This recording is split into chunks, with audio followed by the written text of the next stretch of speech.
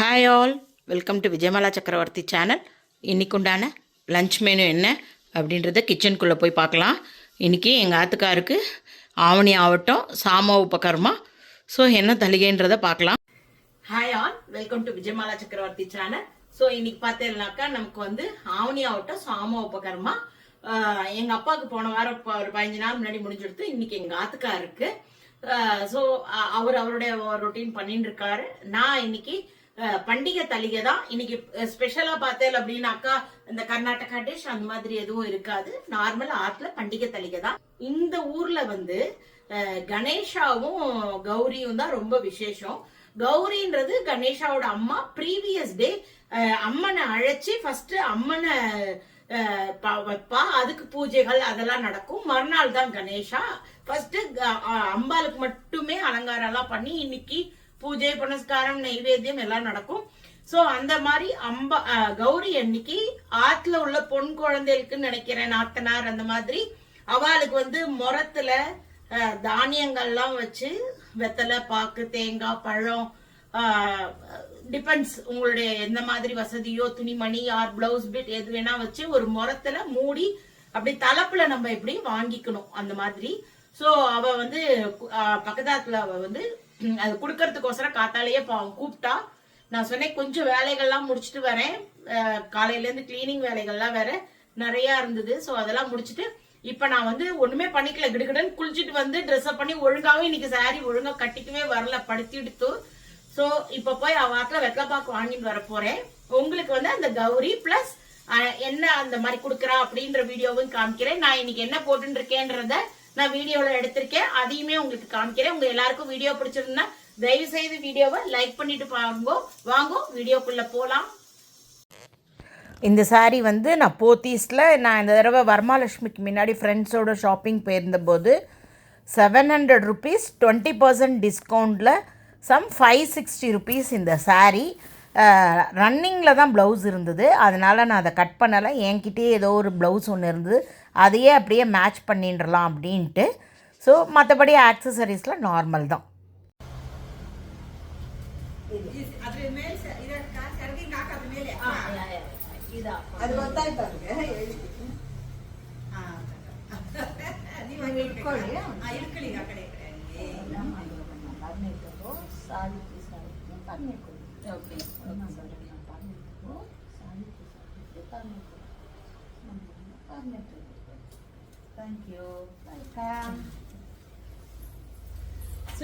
இது வந்து இந்த ஊரோட ஒரு ப்ரொசீஜர். இந்த மாதிரி முரத்துல வச்சு அவ கொடுப்பா நமக்கு.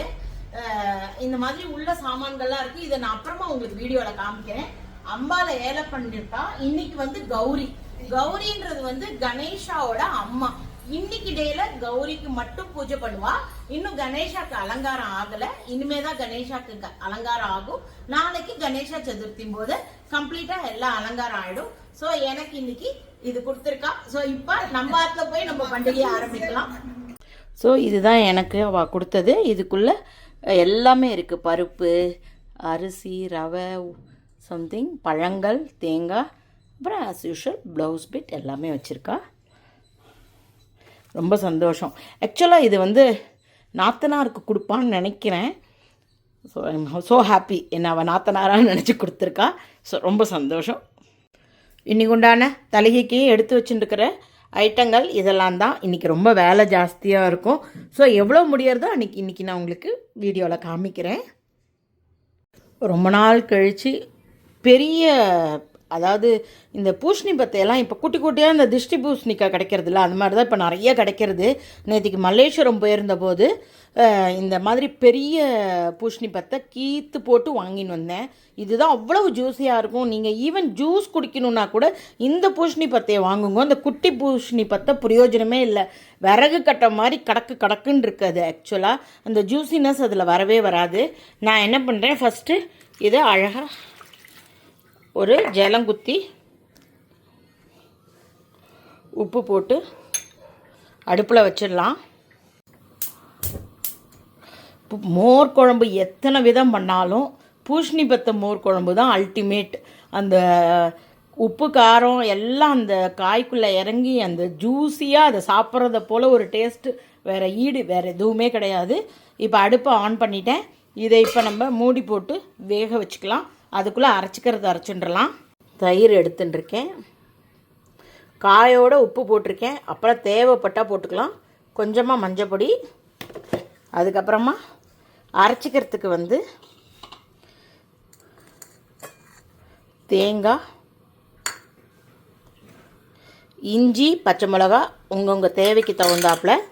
அதே போல் நான் தனியாவும் துவரம் பருப்புமே ஊற வச்சுட்டுருக்கேன். பாருங்கோ, அது அடியில் துவரம் பருப்பு போய்டுறது. தனியா தக்கையாக இருக்கும் இல்லையா? ஸோ இதை நான் அப்புறமா அதோடு ஆட் பண்ணுறேன். இதுக்குண்டான ஜீரகம். இதை ஃபஸ்ட்டு கொரன்னு அரைச்சுன்ட்டு இதை சேர்த்து அரைச்சா பேஸ்ட்டாக வரும், இல்லைனா இது அரையாது. இப்போ பார்த்தீங்கன்னாக்கா தேங்காய், பச்சை மிளகாய், இஞ்சி எல்லாமே அரைப்பட்டுருத்து. இப்போ நம்ம இந்த தனியாவும் துவரம்பருப்பையும்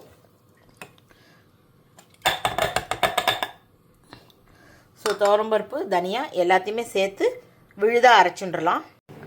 ஸோ இப்போ அரைச்சின்னு வந்ததாச்சு. அரைச்ச விழுதை இந்த தயிரோட கட்டி இல்லாமல் நீட்டாக கலந்து பீட் பண்ணி எடுத்துட்டுடலாம்.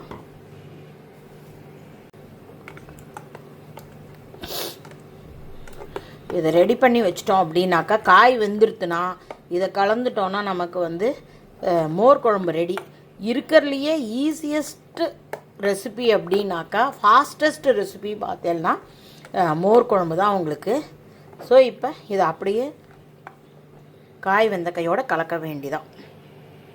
காய் நல்லா வெந்துருக்கு பார்த்தேன்னாக்கா அப்புறம் கரைய ஆரம்பிச்சிடும். கரெக்டான கன்சிஸ்டன்சியில் இருக்குது. இப்போ நம்ம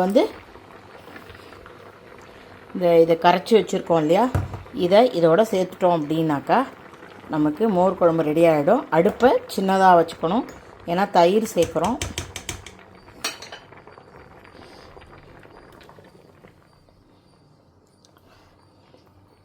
இதை கம்ப்ளீட்டாக வழித்து போட்டுட்டு காமிக்கிறேன்.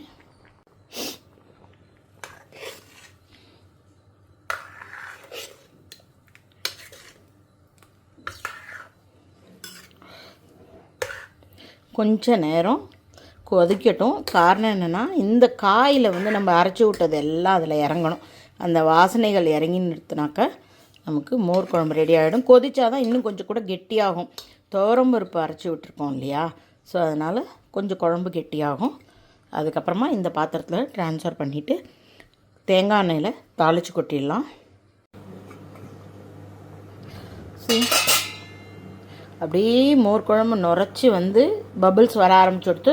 ரொம்ப நேரம் விட்டால் திரியாகிடும். இப்போ இதை ஆஃப் பண்ணிவிட்டு ட்ரான்ஸ்ஃபர் பண்ணிவிட்டு தாளிச்சிடலாம். ஸோ தேங்காய் எண்ணெயில் கடுகு, ஜீரகம் போட்டிருக்கேன். 2 நாள் முன்னாடி தேங்காய் எண்ணெய் காமிச்சேன். எனக்கு கடையிலேருந்து வரைச்ச எவ்வளவு லிக்விடாக இருந்தது. எங்கள் ஆற்றுக்கு வந்த கையோடு அப்படியே ஃபுல்லும் உறைஞ்சி போச்சு. எங்கள் ஆற்றுது ரொம்ப மரங்கள் சுற்றி இருக்கிறதுனால சில்னஸ் ரொம்ப ஜாஸ்தியாக இருக்குது. ஸோ இது பொரியட்டும்.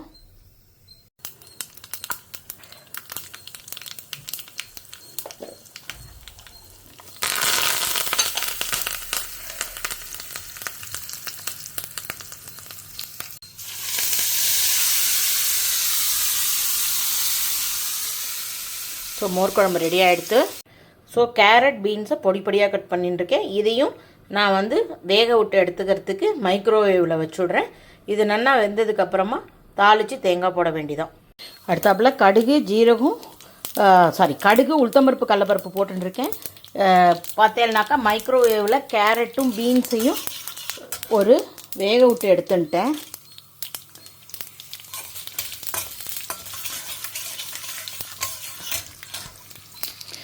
நான் இந்த மைக்ரோவேவ் குக்கிங் பற்றி சொல்லச்ச ஒரு விஷயம் சொல்ல மறந்துட்டேன்.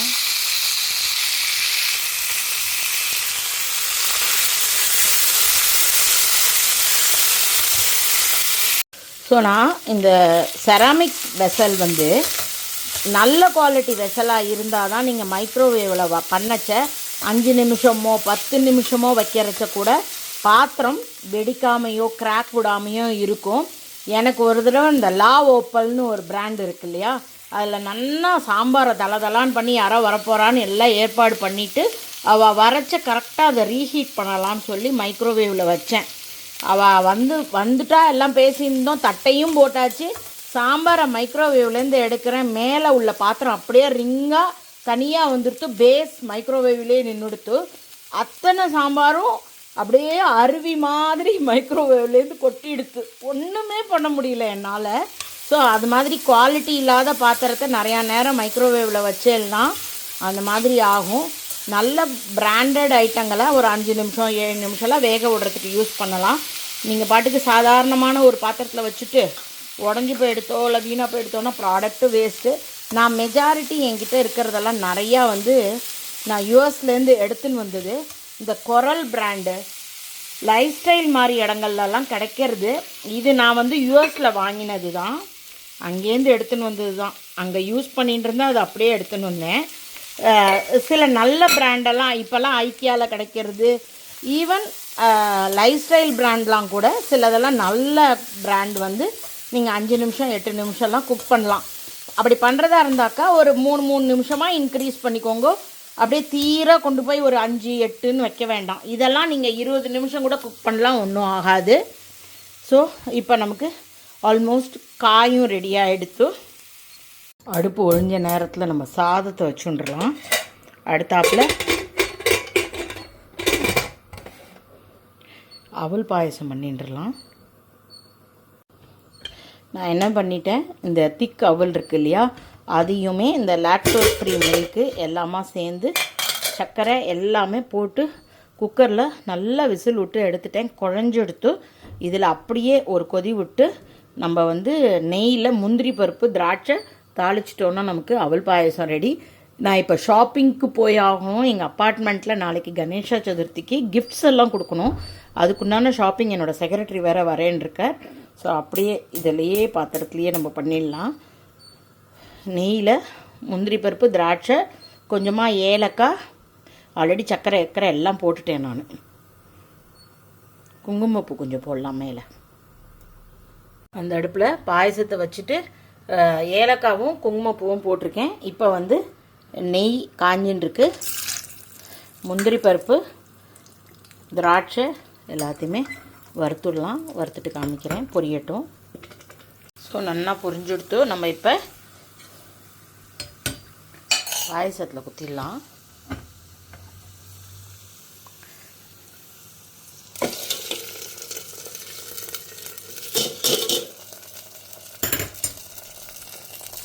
ஸோ நமக்கு இப்போ பாயசம் ரெடி.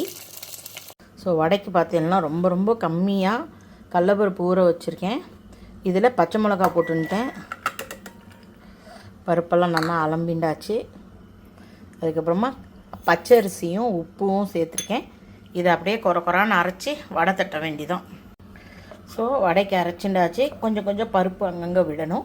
ஸோ அந்த மாதிரி அரைச்சிண்டாச்சு. இதை ஒரு 5-6 வந்தால் பெரிய விஷயம். இவ்வளோதான். இதை யாரும் சாப்பிட்றதுக்கே இல்லை. ஸோ அதனால் ரொம்ப கம்மியாக பண்ணியிருக்கேன். இன்றைக்கு உண்டான பண்டிகை தளிகை ரெடியாக எடுத்து சுட சுட சாதம் பண்ணியிருக்கேன். பூஷணி பத்தை போட்டு மோர் குழம்பு பண்ணியிருக்கேன். கேரட்டு பீன்ஸ் எல்லாம் போட்டு தேங்காய் போட்ட காய் அவல் பாயசம் பண்ணியிருக்கேன். பருப்பு வடை. ஸோ அவ்வளோதான் இன்றைக்கி சிம்பிள் தளிகை. Hope you are all enjoying my video. If you like it please like and subscribe my channel. Thank you for வாட்சிங். Bye bye all.